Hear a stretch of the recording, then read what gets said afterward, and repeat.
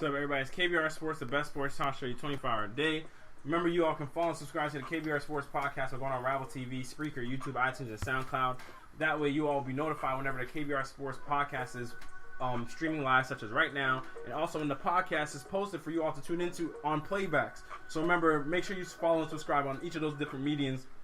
Also, don't forget to follow the KBR Sports Twitter page at KBR_Sports, where the live links and show topics are tweeted prior to every single show. And also, don't forget to call in at 571-991-0566 whenever the show topic, or to call in and join on whatever show topics that may be getting discussed at that point in time. And also to pitch show topics you want to hear be discussed on the show in the future or during the show at live. So, answer to our comic book trivia question. Or let me give the trivia question first. Actually, I'll say that for the end of the speed round. So, okay. So, let's jump into the beginning of the speed round right now. First topic, Conor McGregor, Floyd Mayweather. Fight is Saturday. Nigel, who do you have winning? The boxing legend, Floyd Mayweather, or the boxing amateur and Conor McGregor? As I'm an expert on boxing, obviously. Oh, yeah. I'm going to stick with my gut here and go ahead and go with Floyd Mayweather. I was like, you gonna say all that bullcrap and then pick Conor? No, I was thinking about him as I was saying Floyd Mayweather. Yeah, I mean, Floyd, 49 and older. Record speaks for itself. This is Conor's first professional fight. To be fair, Conor hasn't lost either. Yes. Oh, shut up! I'm just saying, to be fair. He hasn't won either. To be fair, he hasn't won. Doesn't invalidate what I said. Okay. I'm just saying, he hasn't lost. Okay. Well, I mean, how would that? How would this hurt the sport of boxing if Conor McGregor were to win? It would, honestly. If a UFC fighter came in the first fight and beat the legend, this would, like, I'm gonna say, if Conor McGregor wins, I think it would bring interest back to boxing. What? Because Why? I think you would have more people go try boxing at least, which will bring new blood into the sport, like in Conor McGregor. It would new blood into the sport. Now, I'm not saying now in terms of you talking about the pure bloodness of boxing. Oh, it's awful. It's absolutely awful. That's what I'm saying. But like in terms of like sales and like in. You have more crossovers. Yeah, that's what I'm saying. You have new blood. You have fresh faces. You know, kind of maybe get some people who are big UFC but aren't great, and maybe they try boxing and just get some, bring some. I'm just saying. I'm saying that makes a joke. You got Nigel. This is a legend. It is. But he's also hold on. When's the last time he boxed? Floyd Mayweather? Yeah, 2 years ago. How old is he? 40. Not young. Not young. He hasn't boxed in a while. If he loses, it's not the end of the world. It's not like he lost like in his prime, or even like he was boxing on the regular. He hadn't boxed in 2 years and he was 40 years old. This is clearly a paycheck for him. It is. Like nobody's sitting here thinking like Floyd's going out here and gonna go. Well, I mean, they do think he's gonna whoop on him. Yeah, they think he's gonna. But I don't say. Okay, looking at the betting books, Conor McGregor. Yeah, he's ahead. I know that much. Yeah. I know he's far. Yeah, That's the expert. I know he's far ahead. Now, here's the funny thing is, amateur bettors. So this is what I'm assuming. Amateur bettors are betting are leaning heavily on Conor in the betting book. Oh yeah, I bet. All professional bettors though are going towards Floyd because to what it takes to win. If you bet like 100 on Conor, you're essentially going to win easily. You win like a $400 on a bet with Conor because your money gets quadrupled for betting on Conor. That's how much the odds are in terms of Floyd. I would throw Conor. money on Conor. You would throw money on Conor? Yeah. Oh man, how much? Like $50. $50? Yeah. 200. Come on, 200. I got no money. To literally win like $1,000 with Floyd, or to win a game amount with Floyd, you have to bet literally almost near over $1,000 to win that much with Floyd. Yeah. That's where you see the numbers playing out in terms of the betting numbers. Since we're starting our betting show, go bet on Conor, people. I'm not gonna advise y'all to lose y'all money. Go put your money on Floyd. I don't give a damn. You put $1 on. You win 10 cents at least. Okay. Le'Veon Bell tweets to the end of his holdout. He tweeted one of his final. Sorry, I'm trying to get this out so fast to end the segment. A fantasy football participant tweeted at Le'Veon Bell. So like, when is Le'Veon Bell going to show up? First time fantasy footballer, girl just trying to go win, or girl just trying to win. Le'Veon Bell tweeted September 1st, 2017, which would most likely be the day that he would be looking to end his holdout. So I mean, what do you think? What do you think this would do if that he comes back for the first month or for the first day of September and actually reports after missing all training camp? I'll believe it when I see it. You believe it when you see it? I'll believe it when I see it. I think the Steelers need him, man. It's exciting news for him to be possibly coming back for them. I'll believe it. I think they should be hyped to possibly get him back. Okay, Browns named Deshaun Kaiser the starter, and Brock Osweiler is on the trading block. Nigel, you are a Cleveland Browns fan, which is no surprise to anybody in the show. Did I say on here that he was going to be a franchise quarterback? I think you did. I did. This is the first step. I told you it was going to happen. I told you he's going to be great. I told you this. I told you. It also just speaks to how bad our quarterbacks are, too. Your quarterbacks are terrible. Your quarterbacks are terrible. Osweiler played 4 series and 2 quarters in the Browns' first 2 preseason games. Yeah, to be fair, he lost it in the first preseason game. Yeah.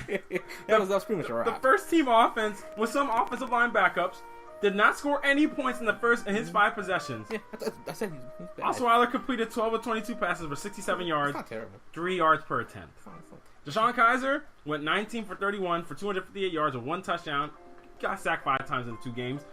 And he scored 23 points, but all his points came up against backup defenders. So it would be interesting to see how he performed against the first team defenses. He'd be great. In the near future. Just like how he was against second string and third strings. He'd be great. Oh, gosh. Okay. No, hold on. I want to say this. Brock Osweiler did exactly what he was supposed to do. So, all right. Exactly. That's what got him cap dunk. Oh, come on. That's fine. I'm fine with that. I mean, nobody in Cleveland thought he was going to be great. Nobody thought he was going to. He might rejuvenate his career. Literally nobody thought that. No, I didn't think that. No, nobody thought that. My little brother didn't think that. Like, he was just a draft pick. Okay, Cavaliers. So the news came out today that the Cleveland Cavaliers reached out to the Warriors about a possible Klay and Kyrie swap. What do you think about that possible trade scenario? If you could get Kyrie and Klay, switch them, would you have done it if you were Warriors or if you were Cleveland? No. If you were Cleveland, would you have done it? No. If you were the Warriors, you wouldn't have done it? Neither would have I. No. I wouldn't have done it either. It's redundant because you already have a better version of Kyrie and Steph. Yeah. And for the Warriors, I mean, it's not for the Warriors, the other team, you lose your second best option for Klay Thompson. What? If you're the Cavs, you lose your second best player, your second best offensive player for Klay Thompson. Yeah, I don't. It wouldn't have. To me, it didn't really make sense. I mean, I get why you reach out and talk to them. I get it, but I'm guessing it's like, and from Cleveland's standpoint, you're getting another perimeter defender, or it's one of those things you're making them worse by getting a worse guy. I don't know. Okay, Chad Henne gets to start over Blake Bortles in the next preseason game against the Carolina Panthers. Does this spell the end of Blake Bortles as a starter in Jacksonville? Yeah. Damn. I mean, it's just it's starting Chad Henne. I already talked about it, but Chad Henne's bad. Chad Henne's terrible. That's why I don't understand why they're starting him. What's the point? Just throw Brandon Allen out there. Might as well send a message. Yeah, send Brandon Allen out there. Young guy's here. He's gonna take your spot if you don't step up. But, we'll go ahead and start 35-year-old Chad Henne, who stole more interceptions than touchdowns. That's a great idea, too. He's pretty bad. That's why he's the Jacksonville Jaguars.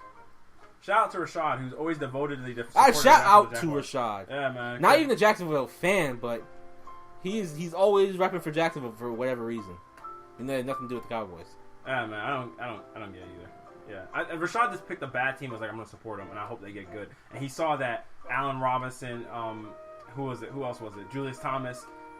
Alan Hearns, all them guys were there, and Blake Bortles had that one all right year. He had that one all right year, and that was again. Like, you know what? We're gonna come back. If they just play, if they get a lead, and then put Blake Bortles in, he'll be great. You said they get a lead and put Blake Bortles in. As long as it's garbage time, I'm just saying, as long as it's garbage time, man, he was Tom Brady. Yeah, it makes no sense. 111 passer rating. And crazy thing is, like their defense, they signed Malik Jackson, they signed all those guys. They took like half of Denver's defense. What's that saying? Where talent goes to die? Oh hell! That's what happens. They sign good players, have they not? Yeah. And what's happened so far? Nothing. Yeah. No, they had a good defense though, didn't they? Did last season? Yeah, was it middle of the pack or was it like good? I thought it was pretty. I mean, in terms of total defense, I'm pretty sure it was middle of the pack, but there was an aspect of their defense that was top tier. See, like, you know how sometimes a team will have a good run defense, but then their pass defense is not great, so they grade out to be a mid-level defense. Yeah, that's what but I mean, to me, that's still a solid. If you can stop the run, then you know what you need to stop the pass. Like the Titans last season. Were good against the run, but they couldn't pass protect or pass defend against anybody. So then they know they got to go add cornerbacks and back end players. Yeah. So I think that when you know what aspect of your defense needs to be better, I think it makes your job easier, a lot easier in terms of how to improve the team. I'm just saying, it's like, you get into it's just not great. Yeah, it's just like, you're just kind of like, you're reaching, you're kind of like, they're good, you're good at something. Something? They have something going for them at Special least, teams. but coaching. No, special teams, maybe. Okay. All right, y'all. That's gonna wrap it up for today's show. It's been KBR Sports, the best sports talk show, your 24-hour day. Remember, you all can follow and subscribe to the KBR Sports podcast. I'm gonna answer after this. By going on Rabble TV, Spreaker, YouTube, iTunes, and SoundCloud. Also, don't forget you can follow the KBR Sports Twitter page at KBR_Sports with the live links and show topics and tweeted prior to every single show. Also, don't forget you can call in at 571-991-0566 in order to pitch your show topics and to jump in on whatever topics we may be discussing. And the Dodgers just lost to the Pittsburgh Pirates after after Rich Hill just pitched a 9-inning no-hitter. They lose to the Pirates 1-0. Damn it. That's rough. That sucks. Sucks a lot. What can you do? Sucks. All right. So to answer our comic book trivia question, the question was, in the original Batman storyline, did James Gordon ever? Is that? No, they just scored. Yeah, they scored in the 10th. It's the 10th inning. It's in the 10th inning. So the Dodgers at bat now? No. I don't know who's at home or who's at. Oh, you know what? I lied. It's over now? Yeah, it's over. Okay. So in the original Batman storyline, did James Gordon put on the bat? Did he ever wear the Batman suit? The answer to the question is no. I tell you. The question is no. Me. But it is a trick question. Ain't no trick question. No, here's the trick part about it.